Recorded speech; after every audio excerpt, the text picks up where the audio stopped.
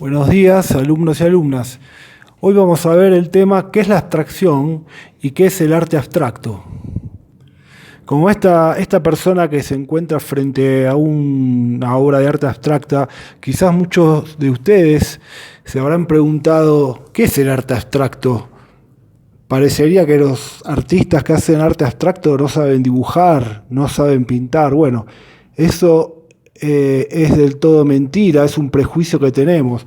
A través de esta clase vamos a descubrir que los pintores abstractos, muchos empezaron siendo pintores figurativos y el 90% o en su totalidad saben dibujar y pintar perfectamente bien, en el sentido de poder representar las cosas de la realidad tal cual son, pero ellos eligieron un camino diferente, que es la abstracción. Bueno, primero vamos a ver qué es la abstracción. La abstracción es el acto y el resultado de abstraer. ¿Qué significa abstraer? Extraer, resumir a lo más esencial. Es lo que no se puede percibir directamente a través de los sentidos y se aleja del aspecto exterior de las cosas. En el arte lo abstracto es independiente de la representación del natural. Por lo tanto, el arte abstracto es un concepto opuesto al del arte figurativo, el arte que quiere representar las cosas tal cual se ven. En el arte abstracto puro no existen rastros reconocibles figurativos, aunque esto no es tan así, vamos a verlo más adelante, hay diferentes niveles de abstracción. La abstracción se va abriendo camino a medida que el arte figurativo entra en crisis. Con las mejoras en el joven campo de la fotografía y la difusión de este nuevo procedimiento para captar la realidad. Los movimientos de vanguardia del siglo XX, como el expresionismo o el cubismo, reaccionan contra el realismo explorando distintas maneras en que pueden manipular los elementos de una obra más allá de la realidad. ¿Qué se preguntaban los artistas abstractos? Decían, si existe la fotografía que puede copiar fielmente la realidad, ¿para qué nosotros vamos a pintar tratando de copiar la realidad? Vamos a ver algunos artistas muy representativos del arte abstracto. Uno de ellos es Vasily Kandinsky. Acá tenemos un trabajo de él, una acuarela, que ya desde el título nos damos cuenta que es un arte abstracto porque se llama simplemente amarillo, rojo y azul. O sea, la obra no se llama Naturaleza muerta con manzanas o Paisaje de Tarata o Figura humana, sino que ya desde el título nos damos cuenta de que es una abstracción. Son puras formas y puras líneas que están fuera de cualquier intento de representar la realidad tal cual se ve. Se considera que el arte abstracto puro nace en 1910 en Múnich, en Alemania, de la mano del artista ruso Vasily Kandinsky. Algunas de las ideas de los artistas abstractos respecto al arte eran que ya estaba todo dicho en el arte sobre la representación de la realidad y que ya se sabía copiar lo que se veía de manera exacta, por lo que seguir copiando la realidad ya no era atractivo.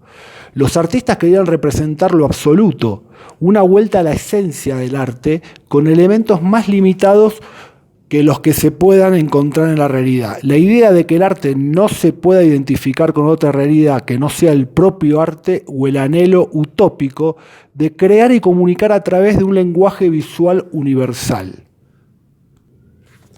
Acá vemos un ejercicio del pintor Vasily Kandinsky, que es un ejemplo de lo que significa abstraer o lo que es la abstracción. Un pintor figurativo se limitaría a copiar fielmente a la bailarina, que está a la izquierda de los cuadros, tratando de que su dibujo parecería real. Kandinsky, en cambio, reduce el movimiento y la figura humana a un conjunto de líneas básicas, sin importarle el aspecto exterior de la imagen. Conozcamos ahora a otro artista muy representativo del arte abstracto, que era Paul Klee.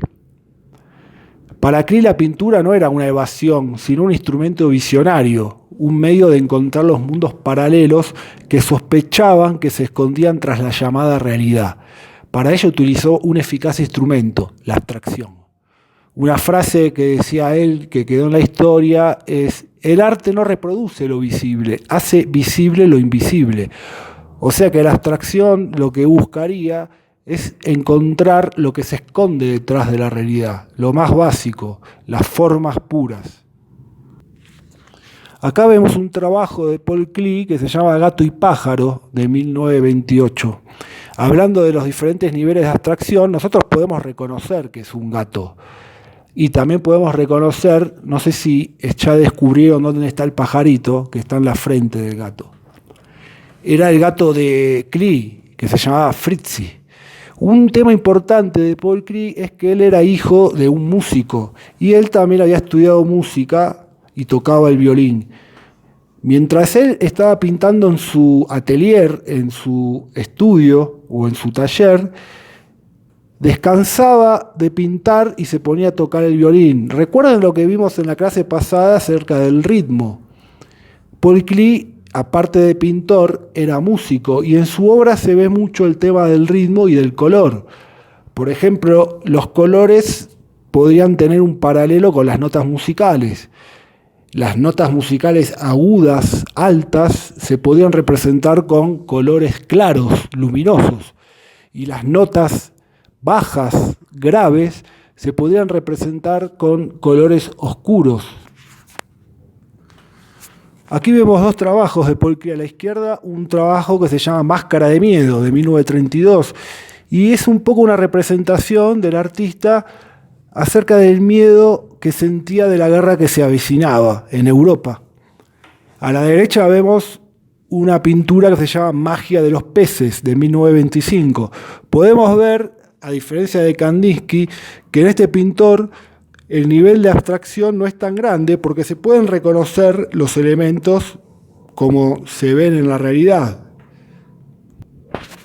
Hablando un poco del proceso de la abstracción y de los diferentes niveles de abstracción, aquí vemos unos apuntes, un ejercicio de Pablo Picasso sobre un toro. Son 11 imágenes. De la imagen 1 a la 11 vemos cómo el artista va simplificando cada vez más la imagen y la figura del toro hasta llegar a la figura 11, donde el toro, a diferencia de la figura 1, son solo unas líneas muy despojadas y muy sencillas. Nosotros podríamos elegir cualquier nivel de esta abstracción, porque vemos que aquí hay 11 niveles de abstracción y puede haber muchas más. Otro ejemplo de los niveles de abstracción, con una vaca y incluido un poco el color, en la imagen superior de la izquierda vemos una vaca dibujada más o menos en el estilo naturalista, realista. A la derecha ya la vaca está geometrizada, se ha hecho un proceso de abstracción.